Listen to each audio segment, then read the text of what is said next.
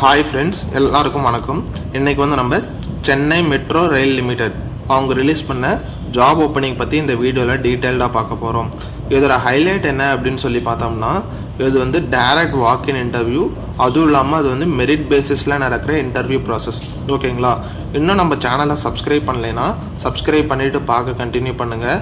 இந்த வீடியோவில் எங்கெங்கே இன்டர்வியூ நடக்குது, எப்பப்போ நடக்குது அப்படிங்கிற எல்லா டீட்டெயில்ஸோட அஃபிஷியல் எஜுகேஷ்னல் குவாலிஃபிகேஷன் எவ்வளோ, அதுக்கப்புறம் சேலரி எவ்வளோ இருக்கணும், அதுக்கப்புறம் ஏஜ் லிமிட் என்னென்ன இருக்கணும் அப்படிங்கிற எல்லா டீட்டெயில்ஸும் உங்களுக்கு அஃபிஷியல் நோட்டிஃபிகேஷனை டிஸ்பிளே பண்ணி உங்களுக்கு டீட்டெயில்டாக எக்ஸ்பிளைன் பண்ண போகிறோம்.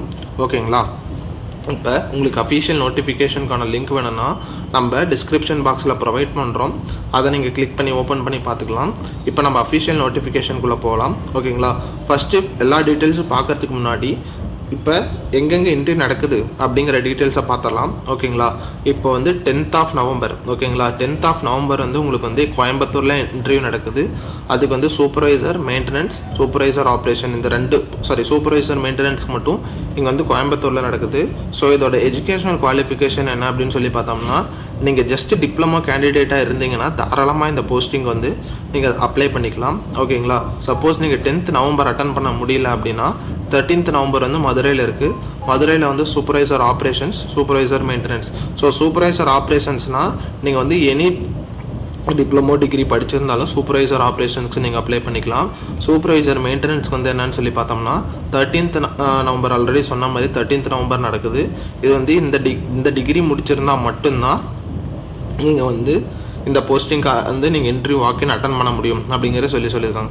ஸோ வாக்கின் அட்டன் பண்ணுறீங்க, இது எப்படி செலக்ட் பண்ணுவாங்க அப்படின்னு சொல்லி பார்த்தோம்னா, ஆல்ரெடி சொன்ன மாதிரி மெரிட் கம் ரிசர்வேஷன் பேசிஸ் அப்படிங்கிறத சொல்லியிருக்காங்க. ஓகேங்களா? அதாவது என்னன்னு சொல்லி பார்த்தோம்னா, டாக்குமெண்ட் வெரிஃபிகேஷன் இருக்கும், அதுக்கப்புறம் ஸ்க்ரீனிங் டெஸ்ட் இருக்கும். எப்படின்னா Tamil language, reading, writing and speaking proficiency இதெல்லாமே கண்டக்ட் பண்ணி உங்களுக்கு மெரிட் கம் ரிசர்வேஷன் பேசிஸில் உங்களுக்கு போஸ்டிங் கொடுப்பாங்க. ஓகேங்களா? அதுக்கப்புறம் அதோட பேக்கேஜ் எவ்வளோ அப்படின்னு சொல்லி பார்த்தோம்னா அவங்க 30,000 அப்படிங்கிற சொல்லியிருக்காங்க ஒரு மாதத்துக்கு. ஓகேங்களா? அதுக்கப்புறம் பிஎஃப் கான்ட்ரிபியூஷன் இருக்கும் அப்படிங்கிற சொல்லியிருக்காங்க. ஸோ இது எத்தனை நாள் டைம் பீரியட் இந்த பேக்கேஜ் டீட்டெயில்ஸ் அப்படின்னு சொல்லி பார்த்தோம்னா, உங்களுக்கு 3 years உங்களுக்கு என்கேஜ்மெண்ட் இருக்கும் அப்படிங்கிற சொல்லியிருக்காங்க. ஸோ நீங்கள் செலக்ட் ஆகிட்டிங்கன்னா 3 years நீங்கள் ஒர்க் பண்ணலாம். அதுக்கப்புறமேட்டு உங்களோட பர்ஃபார்மன்ஸை பொறுத்து அந்த டைம் பீரியட் இன்னும் எக்ஸ்டெண்ட் ஆகலாம் அப்படிங்கிறத சொல்லியிருக்காங்க. ஸோ இன்னும் எவ்வளோ மார்க் எடுத்துருக்கணும் இந்த இதுக்கு அப்ளை பண்ணுறதுக்கு அப்படின்னு சொல்லி பார்த்தோம்னா, நீங்கள் 60% ஆஃப் த மார்க்ஸ் வாங்கியிருக்கணும் அப்படிங்கிறத சொல்லியிருக்காங்க. ஓகேங்களா? அதாவது candidate passed out from private polytechnic college shall not be entertained. So நீங்கள் purely government and government aided polytechnic காலேஜில் படிச்சிருந்தால் மட்டும்தான் இந்த வாக்கின் இன்டர்வியூக்கு நீங்கள் அப்ளை பண்ண முடியும். ஓகேங்களா? இப்போ என்னென்னைக்கு நடக்குது அப்படிங்கிறத பார்த்துட்டோம். அதுக்கப்புறமேட்டு உங்களோட சேலரி எவ்வளோ அப்படிங்கிறத பார்த்துட்டோம். அதுக்கப்புறமேட்டு எத்தனை இயர்ஸ் அக்ரிமெண்ட் அப்படிங்கிறத பார்த்துட்டோம். எஜுகேஷனல் குவாலிஃபிகேஷன் என்ன அப்படிங்கிறதையும் பார்த்துட்டோம். ஓகேங்களா? நெக்ஸ்ட்டு உங்களுக்கு இன்ஸ்ட்ரக்ஷன்ஸ் நீங்கள் என்னென்ன ஸ்க்ரீனிங்க்கு போகும்போது என்னென்ன கொண்டு போகணும் அப்படிங்கிறத பார்க்குறதுக்கு முன்னாடி இந்த ஃபார்மில் நீங்கள் ஃபில் பண்ணி எடுத்துகிட்டு போகணும். இதுதான் உங்கள் அப்ளிகேஷன் ஃபார்ம் Annexure 1. ஓகேங்களா? அதாவது filled in biodata form attached at Annexure 1 இதை நீங்கள் எடுத்துகிட்டு போகணும். ஸோ இதில் என்னென்னு சொல்லி பார்த்தோம்னா, போஸ்ட் அப்ளைட் ஃபார் சூப்பர்வைசர் ஆப்ரேஷனாக சூப்பர்வைசர் மெயின்டெனன்ஸா அப்படிங்கிறத போட்டுருங்க. Next name of the candidate எழுதிருங்க, ஃபாதர் நேம் எழுதிருங்க, மதர் நேம் எழுதிருங்க. அதுக்கப்புறம் ஹஸ்பண்ட் நேம் ஃபார் மேரிட் ஃபீமேல்ஸாக இருந்தீங்கன்னா உங்களோட ஹஸ்பண்ட் நேமை மென்ஷன் பண்ணிடுங்க. நெக்ஸ்ட் உங்கள் ஜெண்டர் மேலா ஃபீமேலா அப்படிங்கிறது எழுதிருங்க. Next religion, date of birth mention பண்ணிவிட்டு present address, mobile number, email ID, permanent address. ஓகேங்களா? அதுக்கப்புறம் language known, underline the mother tongue. So உங்களுக்கு என்னென்ன லாங்குவேஜ் தெரியுமோ அதை நீங்கள் மென்ஷன் பண்ணிவிட்டு நெக்ஸ்ட் உங்கள் மதர் டங் வேறு ஏதாவது இருந்ததுன்னா அந்த மதர் டங்கை நீங்கள் அண்டர்லைன் பண்ணிடுங்க.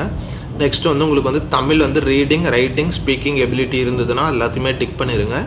அப்புறம் உங்களோட கேட்டகரி, ஸோ ஜென்ரலாக, பிசியா அப்படிங்கிற என்ன கேட்டகரியில் வரீங்களோ அந்த கேட்டகரியும் மென்ஷன் பண்ணியிருக்கேன். ஓகேங்களா? நெக்ஸ்ட்டு உங்களோட எஜுகேஷ்னல் டீட்டெயில்ஸ் எல்லாமே மென்ஷன் பண்ணும். அதாவது 10th, 12th, diploma in engineering, என்ன டிசிப்ளின் அப்படிங்கிறத மென்ஷன் பண்ணிட்டு மார்க்ஸ் எல்லாத்தையும் மென்ஷன் பண்ணிடுங்க. ஓகேங்களா? அதுக்கப்புறம் ஆல்ரெடி எங்கேயா ஒர்க் பண்ணியிருந்தீங்கன்னா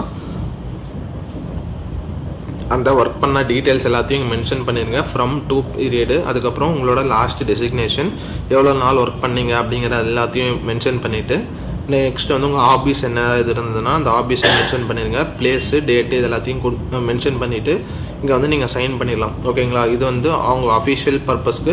ஸோ இங்கே வந்து நீங்கள் வந்து எதுவும் மென்ஷன் பண்ணாதீங்க. ஸோ இது வந்து எடுத்துகிட்டு போகணும். அது கூட என்னென்ன எடுத்துகிட்டு போகணும் அப்படிங்கிற எல்லாத்தையுமே கொடுத்துருக்காங்க. ஸோ என்னன்னு சொல்லி பார்த்தோம்னா minimum 10 recent passport photograph. So நீங்கள் வந்து ஃபோட்டோ எடுத்துகிட்டு போகணும். நெக்ஸ்ட் வந்து 10th certificate and mark sheet வந்து மேண்டேட்ரி. அதுக்கப்புறம் ப்ரூஃப் ஆஃப் பர்த் வந்து உங்களோட பர்த் ப்ரூஃப் வெரிஃபிகேஷன் பண்ணுறதுக்கு வந்து உங்கள் இது டேட் ஆஃப் பர்த் ப்ரூஃப் வேணும்னு சொல்லியிருக்காங்க. அது வந்து எஸ்எஸ்எஸ், அதாவது உங்களோட மெட்ரிகுலேஷன் சர்டிஃபிகேட்டுக்கு மேட்ச் ஆகிற மாதிரி இருக்கணும் அப்படிங்கிற சொல்லியிருக்காங்க. ஓகேங்களா? நெக்ஸ்ட்டு வந்து கேஸ்ட் சர்டிஃபிகேட் இது வேணும்னா அது வந்து நீங்கள் எடுத்துகிட்டு போகணும்.